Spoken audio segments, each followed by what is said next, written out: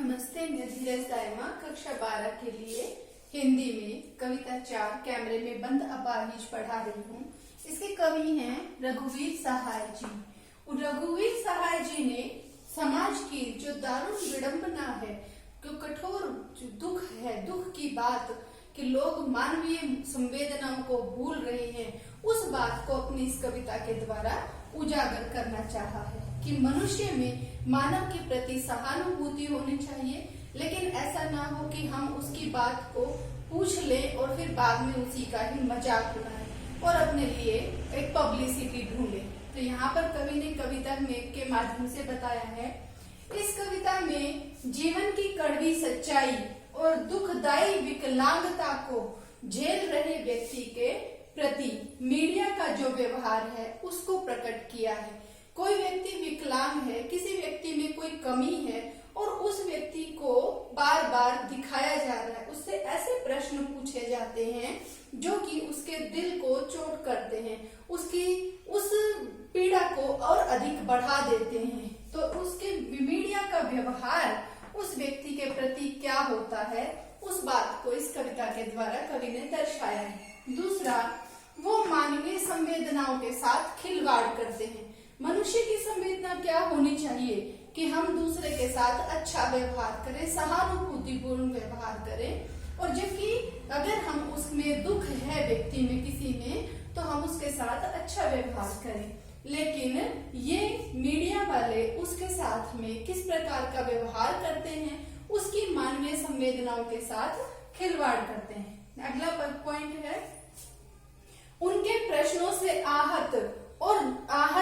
उसने जो प्रश्न मीडिया पूछता है, उनके प्रश्नों से जो आहत व्यक्ति होता है, यानी कि जो विकलांग है, वह व्यक्ति और दर्शक दोनों रोने लगते हैं। और यही वो चाहते हैं, उनका तात्पर्य ही यही होता है। क्यों? क्योंकि अगर जो व्यक्ति विकलांग है वो रोएगा और दर्शक भी उसके साथ में जुड़े होंगे तो उससे उस चैनल की टीआरपी बढ़ेगी, उस चैनल की लोकप्रियता बढ़ेगी। जितना ज्यादा वो लोकप्रिय होगा उतना ज्यादा उन्हें आर्थिक मुनाफा होगा, और यही उनका लक्ष्य होता है। वो अपने अर्थ को सुदृढ़ बनाने के लिए, आर्थिक सुदृढ़ता के लिए वो इस प्रकार के हथकंडे अपनाते हैं। अगला है, पर्दे के पीछे और बाहर। पर्दे के पीछे भी यही होता है। ये सब जो बातें हैं जो मीडिया पर्दे के पीछे करती है कि इंटरव्यू लिया जा रहा है, और इंटरव्यू लेते समय जैसे अभी हम कविता पढ़ेंगे तो मैं बताऊंगी इसके बारे में कि पर्दे के पीछे की भी यही स्थिति होती है और बाहर के लोगों की भी यही स्थिति है। लोग दूसरे की पीड़ा का व्यापार करते हैं, दूसरे की पीड़ा से अपना मनोरंजन करते हैं, उसको बेचते हैं। मीडिया के लिए यहाँ पर स्पेशली बताया गया है। अगला है, इसके बाद में अगला पॉइंट, किसी के मर्म को आहत करने से बचाना नैतिक दायित्व है। मनुष्य का दायित्व क्या होता है, नैतिक दायित्व क्या होता है कि हम किसी के दिल को चोट ना पहुंचाएं, और इसके विपरीत कार्य कौन करता है? मीडिया। इसीलिए कविता का नाम रखा गया है कैमरे में बंद अपाहिज, कि किसी भी व्यक्ति को, कोई व्यक्ति जो दुखी है, जिसमें पीड़ा है, संकट है, उस व्यक्ति के साथ कैमरे के अंदर यानी कि पर्दे के पीछे किस प्रकार का व्यवहार किया जाता है। और इस कविता का मेरी तरफ से आज का ये नेक्स्ट पॉइंट है, उसे बेचारगी का आभास नहीं होना चाहिए। ये क्या है? ये नैतिक दायित्व है। मनुष्य का नैतिक दायित्व बनता है कि जो व्यक्ति आहत है, जो व्यक्ति दुखी है, उस व्यक्ति को बेचारगी का आभास नहीं होना चाहिए। ये इन पॉइंट्स पे काम करेंगे। ये पॉइंट्स बहुत अच्छे तरीके से आपके तैयार होने चाहिए, तो आप इस कविता के प्रश्नों के उत्तर देने में आसानी अनुभव करेंगे। कविता बता देती हूँ। हम दूरदर्शन पर बोलेंगे, हम समर्थ शक्तिवान। ये हम किसके लिए प्रयोग किया है?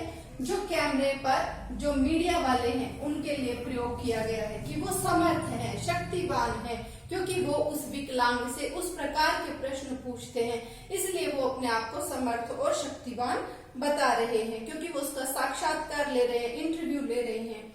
हम एक दुर्बल को लाएंगे एक बंद कमरे में, उससे पूछेंगे तो क्या आप अपाहिज हैं? अपाहिज से जब यूं पूछा जाए कि आप अपाहिज हैं, हाँ भाई वो अपाहिज है, इसीलिए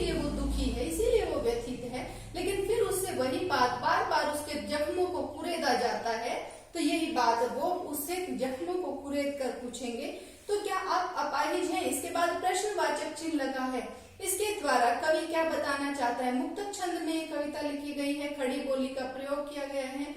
यहाँ पर कवि ने ये प्रश्नवाचक चिन्ह और जो ये विराम चिन्ह है, ये क्या दर्शाते हैं कि यहाँ कवि प्रश्न पूछ रहा है हम लोगों से, जो पाठक है उससे भी प्रश्न पूछता है कि इस प्रकार के प्रश्न क्यों पूछे जाते हैं, इस प्रकार से अमानवीय व्यवहार क्यों किया जाता है, तो आप क्यों अपाहिज हैं, ये प्रश्न पूछते हैं जो कैमरे से। ये कवि ने कविता के माध्यम से बताया है। आपका अपाहिजपन तो दुख देता होगा, देता है, उससे बार बार प्रश्न पूछकर उसे उस जगह पर, उस मोड़ पर ला खड़ा कर दिया जाता है जिस मोड़ पर वो व्यक्ति दुखी होकर और अपने मन की बात कह देगा और वो रोने लगेगा। और यहाँ पर कोष्ठक में लिखा है कैमरा दिखाओ इसे बड़ा बड़ा, मतलब इसको जूम करके इसको अच्छे तरीके से दिखाओ ताकि लोग उसको देख सकें और लोग उसकी संवेदनाओं से जुड़ सकें और उसकी भावनाओं से जुड़कर लोग उस टीवी के उस सीरियल को बिल्कुल भी छोड़ने का प्रयास ना करें और उनके टीवी की लोकप्रियता और अधिक से अधिक बढ़ेगी। हाँ, तो बताइए आपका दुख क्या है, जल्दी बताइए, वह दुख बताइए, बता नहीं पाएगा। लेकिन जो व्यक्ति है वो अपने दुख को किस प्रकार से बयान करे, कहाँ से शुरुआत करे, कहाँ खत्म करे, ये समझ में नहीं आता। लेकिन जो कैमरे पर जो प्रश्न पूछने वाला होता है, फिर हाथ पर्दे पर दिखलाएंगे, फिर हम पर्दे पर दिखलाएंगे कि हम आपकी बात को पर्दे पर दिखाएंगे, लोगों के साथ में आपकी बात को साझा करेंगे। फूली हुई आंख की एक तस्वीर, जो आंख रो रो कर फूल चुकी है, उस आंख की एक तस्वीर, बहुत बड़ी तस्वीर, और उसके होठों की एक कसमसाहट, उसके दुख को दिखाते हैं। आशा है आप उसे उसकी अपंगता की पीड़ा मानेंगे कि वो उसकी अपंगता की पीड़ा है। यहाँ पर कोष्ठक में जो शब्द लिखे हैं वो इस कविता के कवि की जो बात है वो बताना जो चाह रहा है उस बात को स्पष्ट करने के लिए लिखे गए हैं। एक और कोशिश करता है प्रश्नकर्ता और दर्शक, धीरज रखिए, देखिए हम दोनों को हमें दोनों एक संग रुलाने हैं।